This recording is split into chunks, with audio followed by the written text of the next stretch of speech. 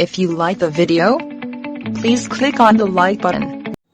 Hello friends, पिछले lecture में हमने क्या देखा था? एक्सपोनेंट और बेसिक अलजेब्रा। ओके, अब हम इस चैप्टर लेक्चर में मेन टॉपिक फैक्टराइजेशन पे आते हैं। फैक्टराइजेशन का डिफिनेशन क्या होता है? The process of finding two or more expressions whose product is the given expression is called factorization. देखिए, हमें क्या फाइंड करना होता है? टू और मोर एक्सप्रेशंस जिसका प्रोडक्ट द गिवन एक्सप्रेशन हो। देखिए, एक एक्सप्रेशन दिया होगा, हमें उससे दो या दो से ज्यादा एक्सप्रेशन में तोड़ना होगा, इसी को कहते हैं फैक्टराइजेशन। अब देखिए, हम एक एग्जांपल लेते हैं। मान लीजिए गिवन एक्सप्रेशन में दिया है 2x² + 3x। ओके, इसको हम 2x + 3 में तोड़ देते हैं, x × 2x + 3। तो ये एक एक्सप्रेशन, ये एक एक्सप्रेशन, दो एक्सप्रेशन और ये गिवन एक्सप्रेशन हमारा। तो हम गिवन एक्सप्रेशन को दो एक्सप्रेशन में तोड़ दिए, x × 2x + 3।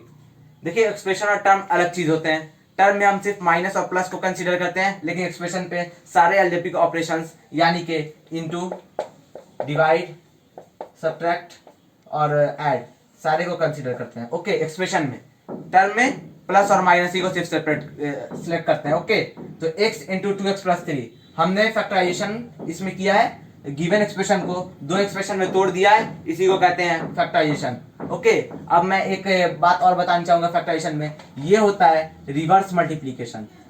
Reverse of multiplication, इसका मतलब क्या हुआ? देखिए, मल्टीप्लीकेशन में हम दो से हम गिवन एक्सप्रेशन निकालते हैं। हम कोई दो चीज इंटू करने के लिए दिया होता है 2 × 3, ये दो उसका एक एक्सप्रेशन है जिसका हम गिवन एक्सप्रेशन 6 निकालते हैं, और इसमें उल्टा करते हैं, हम 6 को 2 × 3 में तोड़ते हैं, इसी को कहते हैं। हमें बेसिकली इस चैप्टर में यही पढ़ना है कि कभी भी किसी भी गिवन एक्सप्रेशन को कैसे दो या दो से ज्यादा फैक्टर्स में तोड़ा जा सके। तो अब हम चलते हैं factorization when monomial is common. Monomial होता क्या है? हम सभी जानते होंगे, अलजेब्रिक एक्सप्रेशन को on the basis of term 3 type में बांटा गया है। बहुत लोग 4 भी बोलते हैं, 3 ही लेकिन बेसिकली लिया जाता है। पहला होता है मोनोमियल, जिसमें सिर्फ एक टर्म होता है। दूसरा बाइनोमियल, जिसमें दो टर्म होता है। और तीसरा पॉलिनोमियल, इसमें मोर देन वन होता है। देखिए, पॉलिनोमियल को हमें 9th क्लास में आगे बहुत डिटेल में पढ़ना है, इसलिए हम पॉलिनोमियल पे अभी नहीं आएंगे। हम देखते हैं मोनोमियल और बाइनोमियल को। देखिए, मोनोमियल टर्म, ये टर्म होता क्या है? टर्म, मैं सबसे एक बेसिक क्वेश्चन पूछता हूँ, x + y, x × y, इसको x y भी लिख सकते हैं। ओके, इसमें कितना टर्म है और इसमें कितना टर्म है? इसमें दो टर्म है, लेकिन इसमें सिर्फ एक टर्म है। बहुत लोग कहते हैं इसमें दो टर्म है। देखिए, वो गलत हो गया। कैसे? टर्म में बस हम प्लस और माइनस ही को कंसीडर करते हैं, हम इनटू या डिवाइड को कंसीडर इसमें नहीं करते हैं। x + y, देखिए, टर्म को सेपरेट करने के लिए हमें माइनस या प्लस की जरूरत होती है, माइनस या प्लस की, ऐड या सब्ट्रैक्ट की। ओके, तो ये मेरा एक ऐड है, मैं यहाँ पे एडिशन का साइन दिया हूं, तो यही मेरे टर्म को सेपरेट करेगा। तो अब यहाँ देखिए, एक टर्म, दो टर्म, लेकिन हम जानते हैं मल्टीप्लाई और डिवाइड में टर्म सेपरेट नहीं करते हैं, मल्टीप्लाई और डिवाइड। ओके, तो यहाँ मल्टीप्लाई है तो हम इसे सेपरेट टर्म नहीं कर सकते एक्स और वाई को, ये पूरा ही एक टर्म होगा। तो यहाँ सिर्फ एक टर्म है और यहाँ दो टर्म है। देखिए, टर्म इंपॉर्टेंट चीज है, और आपको बहुत जगह ये टीचर्स यूज करते हुए दिखेंगे कि टर्म टर्म मोनोमियल एक टर्म, बाइनोमियल दो टर्म। तो अब मोनोमियल क्या होता है? जिसमें एक टर्म हो, जैसे x2 yz x, तो ये सब मोनोमियल के एग्जांपल हो गए। बाइनोमियल को देख लीजिए, बाइनोमियल जिसमें दो हो, x - y, यहाँ देखिए माइनस से सेपरेट होता है, आप जानते हैं, जैसे कि टर्म। तो इसमें कितना हो गया? 1 2। ओके, ये आगे देखिए कोई एग्जांपल, x² - xy। यहाँ देखिए, यहाँ मल्टीप्लाई छुपा हुआ है, लेकिन हम देखिए यहाँ पे मल्टीप्लाई छुपा होता है। हम सभी ये बात जानते हैं कि x y कॉमन है, तो मल्टीप्लाई यहाँ छुपा ही होगा। ओके, तो ये देखिए, ये एक टर्म हुआ। हम जानते हैं माइनस से या प्लस से सिर्फ टर्म सेपरेट होता है, तो हम यहाँ इनटू को नहीं लेंगे, तो ये एक टर्म हो गया और ये दूसरा टर्म, तो ये बाइनोमियल हो गया। दो टर्म यानी बाइनोमियल, एक टर्म या मोनोमियल। पॉलिनोमियल, जिसमें मोर देन वन टर्म होता है। ओके, पॉलिनोमियल को हमें 9th में बहुत डिटेल से पढ़ना है, तो अभी मैं पॉलिनोमियल पे नहीं आऊंगा। हम अपने मेन टॉपिक पे आते हैं, फैक्टराइजेशन इन मोनोमियल। मोनोमियल जिसमें वन टर्म होता है। देखिए, factorization when monomial is common. Monomial जब कॉमन होगा तो फैक्टराइजेशन हम कैसे करेंगे? एक क्वेश्चन लेते हैं। इसमें देखिए सबसे पहले इसका कभी भी फैक्टराइजेशन का है तो आप यहाँ पे एचसीएफ इसका निकालिए। एचसीएफ इस दोनों टर्म का, टर्म आप जानते हैं प्लस या माइनस सेपरेट होता है, तो ये एक टर्म हो गया, ये एक टर्म हो गया, तो एक्स स्क्वायर और 3x का, इस दोनों का आप एचसीएफ निकालिए। तो एचसीएफ इसका होगा x। बहुत लोग कहते हैं एचसीएफ उतना अच्छा से निकालना नहीं आता, तो फिर इसमें देखिए एचसीएफ कैसे निकाला जा सकता है। ये देखिए एक्स स्क्वायर और 3x का अगर मुझे एचसीएफ निकालना है तो यहाँ पर 1 होगा, आप जानते हैं कांस्टेंट यहाँ पर 1 है, 3 और 1 का एचसीएफ 1 ही होगा। उसके बाद एक्स स्क्वायर और x, इसका क्या होगा, इसको मैं एक्स स्क्वायर को x इंटू एक्स लिख सकता हूँ, और यहाँ पर x, इस दोनों में क्या कॉमन है, x कॉमन है तो x। ओके, हम यहाँ 1 नहीं लिखे तब भी चलता है, तो x सिर्फ हो गया इसका कॉमन। एचसीएफ बहुत इंपॉर्टेंट है निकालना। देखिए यहाँ क्या था, एक्स स्क्वायर था, ओके ठीक है, तो एक्स स्क्वायर और 3x में जब मैं कॉमन लूंगा तो यहाँ देखिए x को x मैं लिख दिया, एक्स स्क्वायर को x इंटू एक्स, यहाँ पर 1 छुपा होता है, तो 1 और 3 का देखिए कभी भी कांस्टेंट दिया रहे तो कांस्टेंट का अलग निकालते हैं और वेरिएबल का अलग एचसीएफ निकालते हैं। मैं कांस्टेंट या 1 और 3 का एचसीएफ निकालूं तो 1 होगा, और मैं एक्स स्क्वायर और x का एचसीएफ निकालूं तो x square x into x लिख सकते हैं, x को x लिख सकते हैं, इस दोनों में कॉमन x होगा, तो इसका एचसीएफ x होगा। एचसीएफ मेरा आ गया x, एचसीएफ आ गया तो अब हम क्या करते हैं, देखिए मैं इससे x कॉमन ले लिया। जब मैं x कॉमन ले लिया तो फिर मैं एक ब्रैकेट, ओपन ब्रैकेट दिया, अब इस दोनों में से, दोनों टर्म में से मैं x को डिवाइड कर दूंगा, x square by x plus 3x by x, x यहाँ x बचेगा 3, ओके, तो मैं इसको लिख सकता हूँ x इंटू एक्स प्लस 3। यही हो गया मेरा फैक्टराइजेशन। बहुत आसान है, मैं एक और एग्जांपल लेता हूँ।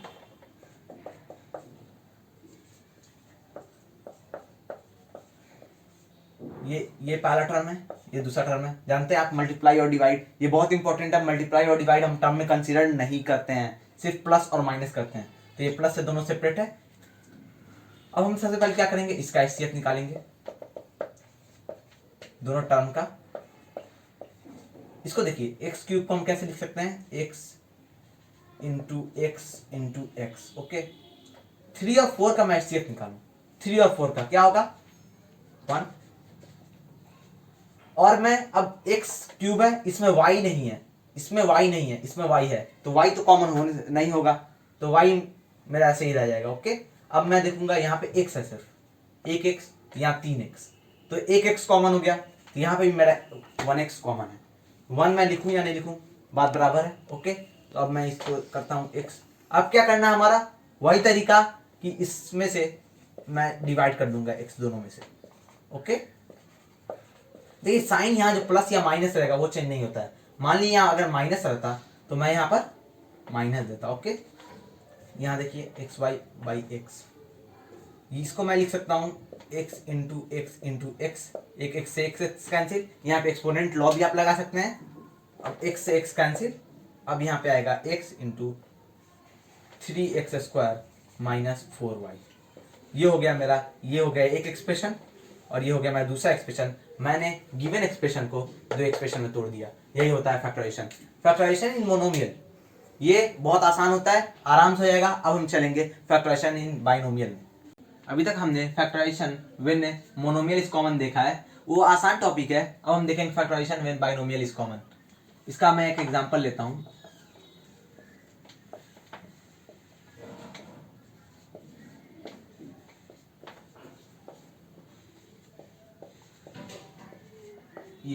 ये देखिए एक बाइनोमियल है, ये प्लस कम टर्म्स में सिर्फ प्लस और माइनस को लेते हैं, तो ये 1 टर्म और ये 2 टर्म, इसमें भी 1 टर्म और 2 टर्म, और दोनों कॉमन है। देखिए दोनों सेम है, तो इसमें क्या करते हैं, हम उसको सीधे बाहर लिख लेते हैं, एक ही लिखते हैं, दो नहीं लिखते हैं।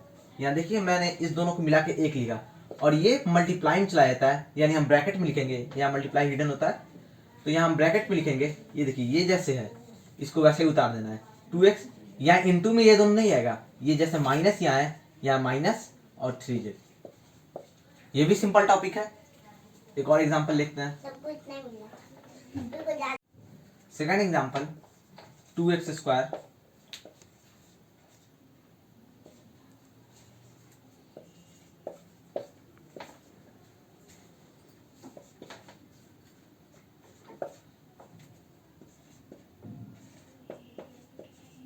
ये एक और क्वेश्चन है, इसमें देखिए ये बाइनोमियल कॉमन है दोनों, तो हम इसमें वही तरीका 3x माइनस 3z कॉमन बाहर निकाल लेंगे।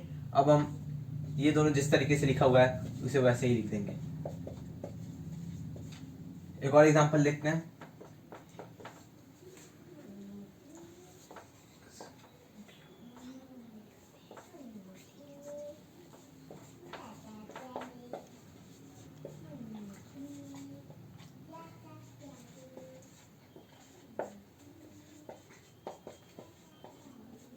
ये एग्जांपल, इसमें भी देखिए ये और ये दोनों बाइनोमियल कॉमन है, इसमें भी वही करेंगे। सब में वही तरीका लगता है, एक ही तरीका, कॉमन निकालनी है बाहर। और अब 2x³ माइनस 9 ये यहाँ पर ब्रैकेट में, तो बाइनोमियल भी बहुत आसान होता है। अब हम चलेंगे फैक्टराइजेशन बाय ग्रुपिंग पर। इसमें मैंने एक क्वेश्चन लिया है x माइनस 2i का whole square plus 4x minus 8y। इसमें हम क्या करते हैं, जैसे x माइनस 2i दिया हुआ है, हम इसको भी इसी के फॉर्म में तोड़ने की कोशिश करेंगे। अगर ये हमारा बाइनोमियल दोनों में कॉमन हो जाएगा तो हमारा फैक्टराइजेशन आसान हो जाएगा। देखिए x माइनस 2i इसको ऐसे ही रहने देते हैं। यहाँ से अगर मैं 4 कॉमन लेता हूँ तो ये आएगा, 4 कॉमन लेता हूँ तो 4 अगर मैं कॉमन लेता हूँ तो यहाँ पे 4x/4 minus 8y/4 x minus 2i plus 4, यहाँ पे आता है 4 से 4 कैंसिल, यहाँ 2 x माइनस 2। इस दोनों में देखिए बाइनोमियल कॉमन हो गया। यहाँ देखिए यहाँ स्क्वायर है, तो हम इस पूरे को एक कॉमन नहीं ले सकते हैं, हमें अब इसे ऐसे लिखना होगा। इसको हम ऐसे लिख सकते हैं, स्क्वायर है तो plus 4x minus 2y। Okay, यहाँ पर हम ये दोनों कॉमन ले लें, x माइनस 2y। अब ये और ये हमारा क्या होता था, वैसे ही जैसे रहता था उतर जाता था, x माइनस 2y प्लस 4। तो ये मेरा एक फैक्टराइजेशन बाय ग्रुपिंग का क्वेश्चन हुआ। अब हम नेक्स्ट क्वेश्चन की तरफ बढ़ेंगे। देखिए हमारा next question x³ minus 3x square plus x minus 3। देखिए जब भी फैक्टराइजेशन बाय ग्रुपिंग मतलब ज़्यादा टर्म है तो हम कैसे करते हैं। यहाँ बहुत लोग कहते हैं कि कैसे मैं कौन से बाइनोमियल कॉमन लूँ। देखिए यहाँ पर 3 और x, ये हमारे सिंपली लिखा हुआ है x माइनस 3। अब हम देखेंगे एक क्या हम इसको, ये तो मेरा x माइनस 3 सिंपली लिखा हुआ है, हम इसमें कोई कॉमन नहीं ले सकते हैं, लेकिन इसमें हम कॉमन ले सकते हैं। हम देखेंगे क्या हम इसमें कॉमन लेके इसको बना सकते हैं। ये बहुत इंपॉर्टेंट चीज़ है, इसमें आपको खुद से सोचना होगा कि x माइनस 3 हम कैसे इसमें से कॉमन लेके x माइनस 3 बनाएं। तो यहाँ पे आप जानते हैं, मैं मोनोमियल मैंने बताया था HCF लेके किया जाता है, आपको अभी तक अच्छे से आ गया होगा तो आप सीधे ले सकते हैं। ये देखिए हम इसमें x स्क्वायर HCF होगा, इसको हम कॉमन ले सकते हैं। इसमें x स्क्वायर कॉमन लेंगे तो x³ बाई x स्क्वायर कर दें, माइनस 3x स्क्वायर कॉमन, तो यहाँ बाई x स्क्वायर। अब यहाँ प्लस x माइनस 3 वैसे ही रहेगा। अब यहाँ देखिए हम इसको कट करेंगे तो यहाँ x आएगा और यहाँ 3। ओके, तो इस x माइनस 3। अब देखिए हम x माइनस 3 दोनों को हमने कॉमन बना लिया है। अब यहाँ पर हम 1 लिख सकते हैं, इसमें कोई प्रॉब्लम नहीं है, 1 से इंटू करेंगे तब भी वही आएगा। हम इसलिए यहाँ 1 लिखते हैं कि हमारे इसके साथ, जैसे हम आप बाइनोमियल में देखे थे कि कोई भी हम इसके साथ आगे +1 ऐसे जोड़ रहे थे, तो हम यहाँ पर कुछ तो जोड़ना पड़ता है, इसलिए हमें यहाँ 1 लेना ज़रूरी होता है। ओके, यहाँ x माइनस 3 कॉमन हो गया और यहाँ x स्क्वायर, ये हम जानते हैं जैसे ये रहता है वैसे ही उतर जाता है +1, और यही होगा मेरा आंसर। फैक्टराइजेशन बाय ग्रुपिंग ये इंपॉर्टेंट इस पे चीज़ है कि हम क्या चीज़ बाइनोमियल कॉमन बनाने की कोशिश करें, ये आपको देखना होगा खुद से। ऐसे मैं बता देता हूँ, जैसे x माइनस 3 इसको मैं कॉमन नहीं ले सकता हूँ, तो जनरली क्वेश्चन में जिसको कॉमन नहीं ले सकते हैं उसी हिसाब से कॉमन दिया जाता है। ओके, हम नेक्स्ट क्वेश्चन पे चलते हैं, x³ minus 3x square plus x minus 3। देखिए जब भी ग्रुपिंग की क्वेश्चन होती है ना, तो हमें ये देखना होता है उसमें से हम कौन सा बाइनोमियल कॉमन बनाएं। ये अगर ये आप कर लेते हैं तो ये क्वेश्चन बहुत आसानी से सॉल्व हो जाएगा। यहाँ देखिए x माइनस 3, इसमें से हम कुछ कॉमन ले सकते हैं नहीं। x³ माइनस 3x स्क्वायर इसमें से हाँ ले सकते हैं, इसमें से हम x स्क्वायर कॉमन ले सकते हैं। अब हमें देखना है कि हम इस एक्सप्रेशन को हम इस एक्सप्रेशन की तरह कैसे हम तोड़ के लिख सकते हैं। ओके, हमें कभी भी देखिए जनरली क्वेश्चन में क्या होता है, 90% क्वेश्चन में ऐसे ही को कॉमन बनाया जाता है जिसमें कुछ कॉमन नहीं होता है। ओके, x माइनस 3, इसमें से कुछ कॉमन हम नहीं ले सकते हैं, इसमें से हम ले सकते हैं, तो हम लेते हैं इसमें से कॉमन, एक्स स्क्वायर ले लेते हैं, x cube by x square minus 3 x square by x square, और ये ऐसे ही रह जाएगा x माइनस 3।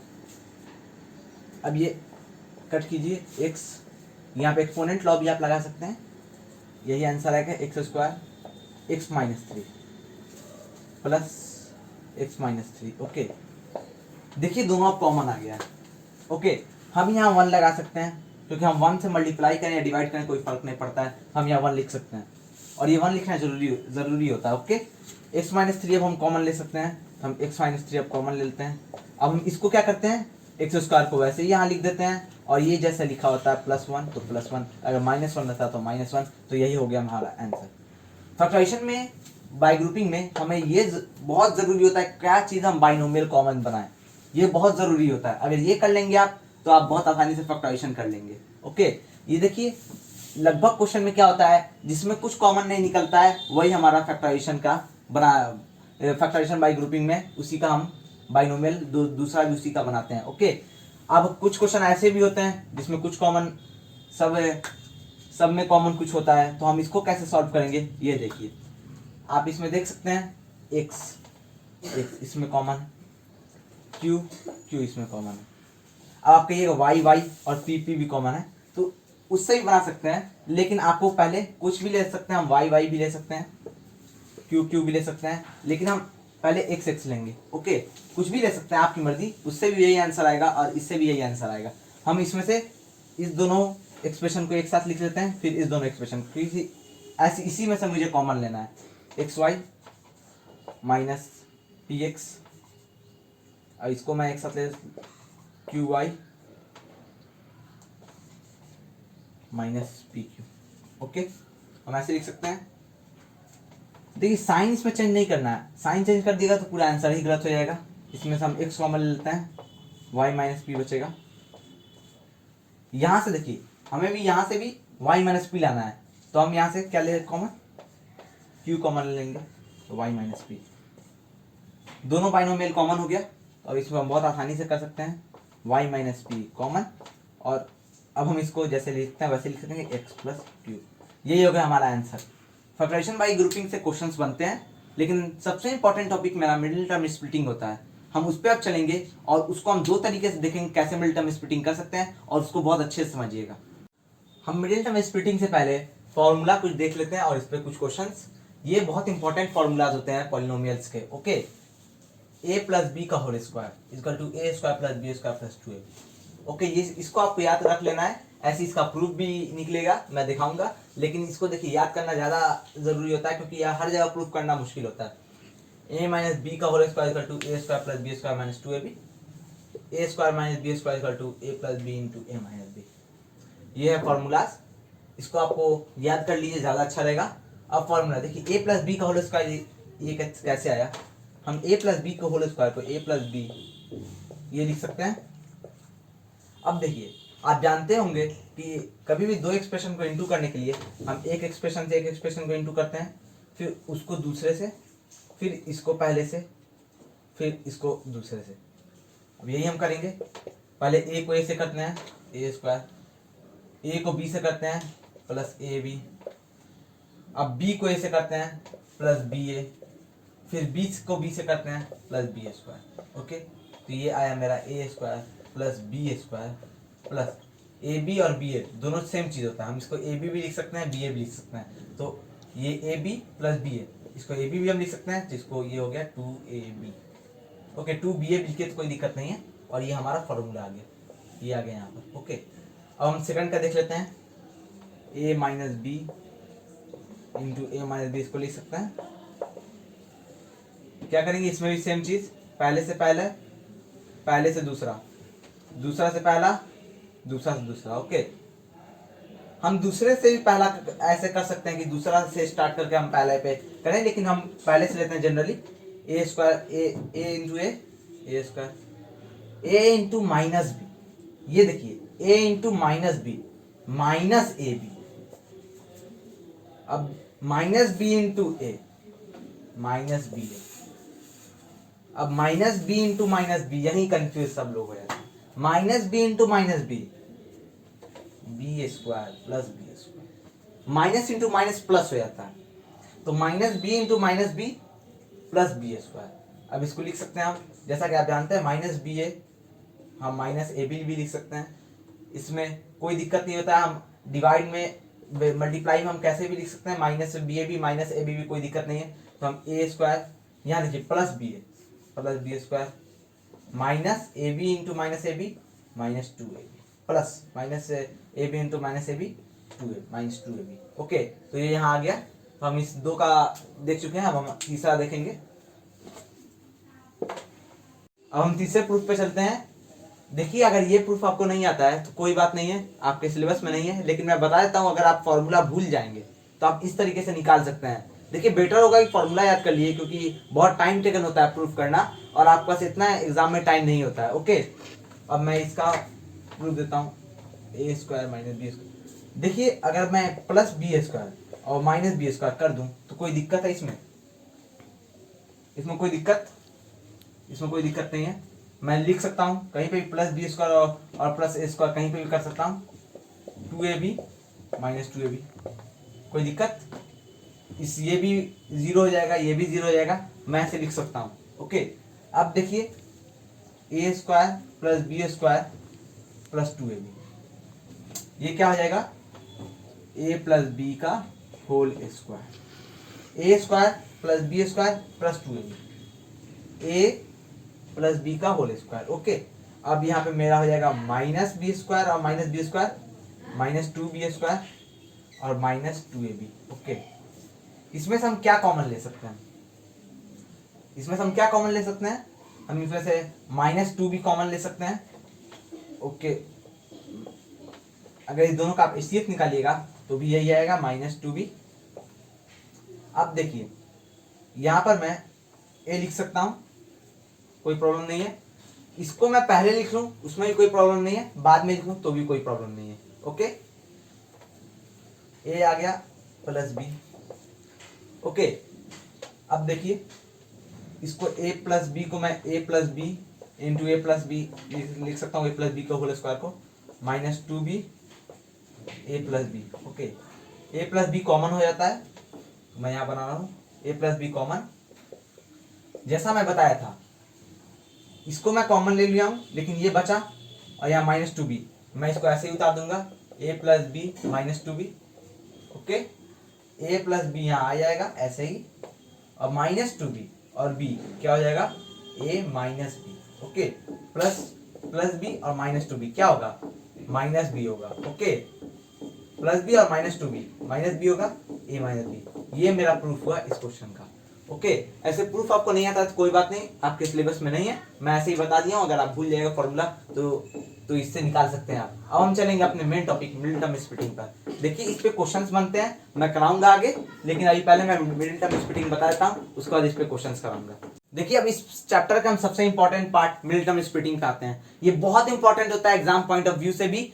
देखिए, ये जो मिडिल टर्म स्प्लिटिंग है ना, नाइन्थ में मेरे बहुत जरूरत पड़ेगा, तो हम यहाँ पे अच्छे से समझ लेंगे तो मेरा नाइन्थ भी आसान हो जाएगा। ओके, मिडिल टर्म स्प्लिटिंग का हम एक एग्जांपल लेते हैं, दिखाते हैं कि ये कैसे होता है, और ये ध्यान से समझिएगा। ओके, एक क्वेश्चन लेते हैं, x square plus x minus two, middle term splitting. Middle term, इसमें मिडिल टर्म आप जानते होंगे, ये होगा, ये है मिडिल टर्म।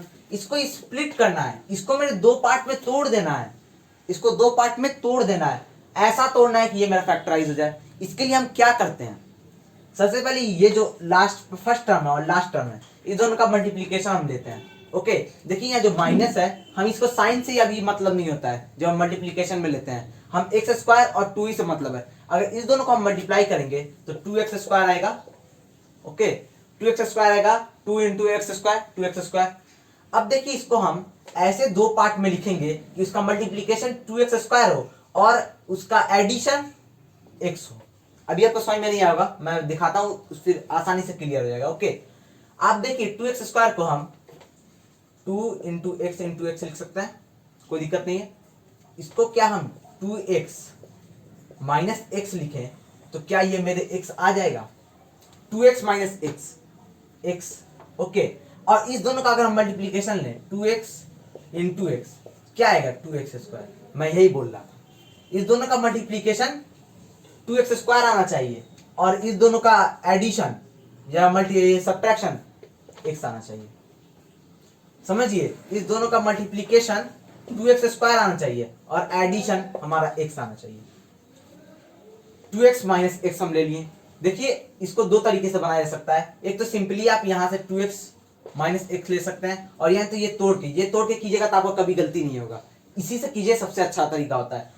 हम इसका पहले फैक्टर, इसको फैक्टर में लिख दिए, 2 का 2 इंटू एक्स स्क्वायर को x इंटू एक्स। और इसको देखिए हम कैसे लेंगे कि मेरा x आ जाए प्लस या माइनस करके। ओके, तो 2x माइनस एक्स मेरा क्या आएगा, x आएगा, 2x माइनस एक्स, और मेरा इसका मल्टीप्लीकेशन ये आना चाहिए, 2x इंटू एक्स क्या आता है 2x स्क्वायर। यही होता है हमारा लगभग मिड टर्म स्प्लिटिंग। अगर ये आप अच्छे से करना सीख गए तो मिड टर्म स्प्लिटिंग बहुत आसान हो जाता है। ओके, अब हम इतना ले आए 2x माइनस एक्स, हम यहाँ 2x माइनस एक्स लाए ना, मिड टर्म को ऐसे में स्प्लिट करना है। अब उसको हम यहाँ लिख देते हैं x square plus 2x minus x minus 2, ये हम ऐसे लिख दिए। मिड टर्म अब मेरा स्प्लिट हो गया। अब हम सिंपल जैसे बाइनोमियल कॉमन लेने के हम क्वेश्चन करते थे, वैसे ही यहाँ देखिए, इस दोनों में से हम कॉमन ले सकते हैं। क्या ले सकते हैं कॉमन, x। ओके, अब यहाँ x square by x plus 2x by x, ये माइनस एक्स और माइनस 2 में इसमें हम कुछ कॉमन नहीं ले सकते हैं, लेकिन इसमें देखिए हम माइनस कॉमन ले सकते हैं, -1 कॉमन ले सकते हैं। अब यहाँ देखिए ये कट गया, x इंटू एक्स प्लस 2 यहाँ हो गया। अगर यहाँ -1 कॉमन लें, -1, तो क्या हमारा ये भी x प्लस 2 बन जाएगा। अगर हम इसको इस दोनों को मल्टीप्लाई करेंगे तो यही आएगा। हम क्या किए, इसमें -1 कॉमन ले लिए, क्योंकि हमारे इसको बाइनोमियल कॉमन लाना था। बाइनोमियल कॉमन लाने के लिए हम क्या किए, -1 कॉमन ले लिए यहाँ पर, तो x प्लस 2 ये भी हो गया। अब मैं बाइनोमियल कॉमन आ गया तो x प्लस 2 कॉमन, और इसको हम जैसे लिखते थे x माइनस 1। ओके, हम आगे क्वेश्चन देखते हैं, उससे आपको और अच्छा समझ में आएगा। यहाँ देखिए हमारे सबसे इंपॉर्टेंट क्या होता है, ये पार्ट हमें ऐसे ही इसको तोड़ना होता है। इस दोनों का मल्टीप्लिकेशन को ऐसा तोड़ना होता है कि इस दोनों का सम सब्ट्रैक्ट या ऐड हमारा x आना चाहिए, बीच वाला टर्म आना चाहिए, और इस दोनों का मल्टीप्लिकेशन हमारे पहले दो जो लास्ट और फर्स्ट टर्म का मल्टीप्लिकेशन उतना आना चाहिए। 2x माइनस एक्स क्या आ रहा है, इस दोनों का सम क्या आ रहा है, मेरा x आ रहा है, ये बीच वाला आ रहा है। ओके, यहाँ हम प्लस x लाना है। यहाँ देखिए, यहाँ पे हम साइन जरूर देखते हैं। अगर यहाँ माइनस से x होता है तो हम यहाँ माइनस x लाते हैं। ओके, यहाँ प्लस x है तो हम 2x minus x plus x ला रहे हैं, और इस दोनों का मल्टीप्लीकेशन 2x इंटू एक्स में 2x स्क्वायर आ रहा है। ओके, यही होता है मिड टर्म स्प्लिटिंग। हम आगे क्वेश्चन देखते हैं और अच्छे से क्लियर होगा। अब हम सेकंड क्वेश्चन पे आते हैं, x square plus 14x plus 49। हम मिड टर्म स्प्लिटिंग कब करते हैं ये पहले हम जान लेते हैं। बहुत लोग पूछते हैं मिड टर्म स्प्लिटिंग कब करते हैं। अभी आप इतना ही जानिए कि उससे अलजेब्रिक एक्सप्रेशन का पावर हाईएस्ट पावर 2 होना चाहिए, और उसका 3 टर्म होना चाहिए। इसी हिसाब से ऐसे मैं बताता हूँ कि mid term splitting quadratic equation करते हैं। हमें ये 10th क्लास में एक चैप्टर पढ़ना है जिसका फॉर्म होता है X square plus B X plus C. मैं बता देता हूँ, ये जरूरी नहीं है, बस इतना ही समझ लीजिए कि मिड टर्म स्प्लिटिंग कब करते हैं, जब क्वाड्रेटिक इक्वेशन होता है जिसमें पावर 2 होता है और 3 टर्म होते हैं। एक्स स्क्वायर ऐसे मैं बताता हूँ, जैसे ए यहाँ पर कांस्टेंट होता है, बी भी कांस्टेंट होता है, सी भी कांस्टेंट होता है। ओके, और ये किसी वेरिएबल का स्क्वायर होता है और ये एक सिंगल वेरिएबल होता है। इसी क्वेश्चन को हम लेते हैं। आप जान रहे हैं यहाँ पर 1 छुपा होता है, हिडन होता है। ए का 1 है, 1 एक कांस्टेंट, एक्स स्क्वायर है, एक्स स्क्वायर किसी भी यहाँ वेरिएबल का स्क्वायर हो सकता है, ए स्क्वायर भी हो सकता है वेरिएबल का स्क्वायर। ओके, बी कांस्टेंट, 14 एक कांस्टेंट है, एक्स ओके, सी एक कांस्टेंट है और 49 भी एक कांस्टेंट है। यही होता है मेरा क्वाड्रेटिक इक्वेशन। ओके, अब हम आते हैं इस क्वेश्चन को सॉल्व करने के लिए। हम क्या करते हैं इसमें, सबसे पहले मिड टर्म को मेरे स्प्लिट करना है, तो हम लास्ट और फर्स्ट दोनों का मल्टीप्लीकेशन लेते हैं, 49 इंटू एक्स स्क्वायर। ओके, इसको हम क्या करते हैं, फैक्टर्स में तोड़ देते हैं। 7 इंटू 7 49 को लिख सकते हैं। देखिए, सबसे छोटे फैक्टर्स में तोड़ना चाहिए, जैसे 49 का 7 इंटू 7, इससे छोटा फैक्टर हम नहीं लिख सकते हैं, और एक्स स्क्वायर का x इंटू एक्स। अब हमारे क्या करना है, ऐसे तोड़ना है कि सम सब्ट्रैक्ट या ऐड करके हमारे 14x आना चाहिए, इसको ऐसे तोड़ना है, और हमारा मल्टीप्लीकेशन 49x² आना चाहिए। थोड़ा सोचिए कैसे हम तोड़ें। 7x प्लस 7x, ये कितना होता है 7x प्लस 7x 14x, तो हमारे ये मिल जा रहा है, और इसका multiplication 7x into 7x, 7 into 7 49x²। Okay, ये हो गया। हमारे मिल्टन स्प्लिटिंग में यही करना होता है, पिछले क्वेश्चन में भी हमने ऐसे ही किया था। हमारा आ गया 14x, कैसे आया 7x प्लस 7x। अब हम इसको यहाँ लिख सकते हैं x² plus 7x plus 7x plus 49। अब इसमें हमारे क्या करना है, इसमें से कॉमन लेना है और इसमें से भी कॉमन लेना है। x दोनों में कॉमन है, x कॉमन ले लेते हैं, ये x प्लस 7 हो जाएगा। कैसे, हम यहाँ पे डिवाइड कर देंगे x² बाई x, और इसको भी 7x को x से तो कट करेंगे तो x आएगा। Okay, x plus 7। यहाँ देखिए इसमें से 7 कॉमन लेंगे तो यहाँ x बचेगा और यहाँ 7। ओके, इसको भी ऐसे करके देखिएगा तो ये बचेगा। ओके, अब यहाँ पर हम क्या, x प्लस 7 कॉमन हो गया और x प्लस 7, तो ये हो जाता है x प्लस 7 का होल स्क्वायर।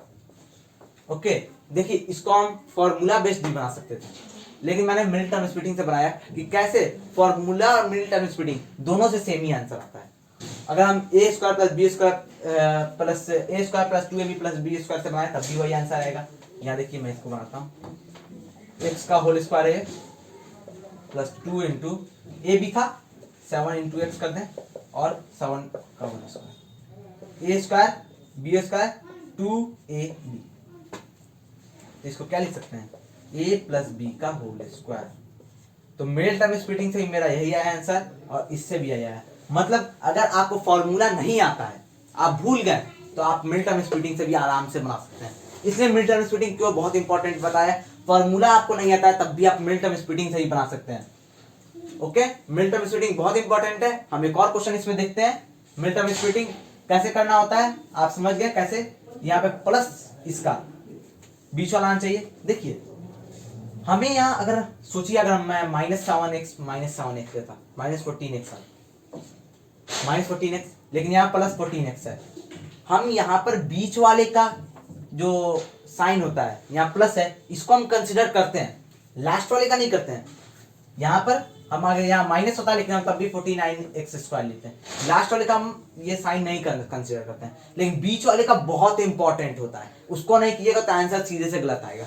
ओके, जैसे यहाँ देखिए बीच वाले का मैं टर्म कंसीडर किया, बीच वाले का साइन, तभी मैं 14x लाया हूँ, यहाँ प्लस 14x है। ओके, यहाँ पे प्लस 14x है। अगर माइनस 14x था तो यहाँ पे हमारे माइनस 14x होता। ओके, हम थर्ड क्वेश्चन अब देखेंगे। हम थर्ड क्वेश्चन पे आते हैं, आप इसको पॉज करके खुद से बनाने की कोशिश कीजिए। अब हम देखते हैं। ओके, हम क्या करते हैं मिडिल टर्म स्प्लिटिंग में, फर्स्ट और थर्ड को मल्टीप्लाई करते हैं और हम प्लस या माइनस उसका ये लाने की कोशिश करते हैं। बीच वाले का हम साइन कंसीडर करते हैं और लास्ट वाले का नहीं करते हैं। ओके, इसका नहीं करते हैं, इसका करते हैं। अब हम देखिए 6x² इंटू 3 कर देते हैं। इसका हम फैक्टर्स लिखते हैं 2 into 3 into x into 3। Okay, हमारे क्या लाना है, इसका मल्टीप्लीकेशन क्या होता है 18x²। हमें इस ऐसे तोड़ना है कि इसका मल्टीप्लीकेशन 18x² है और प्लस या माइनस करके इसका -17x है। देखिए 2 इंटू 3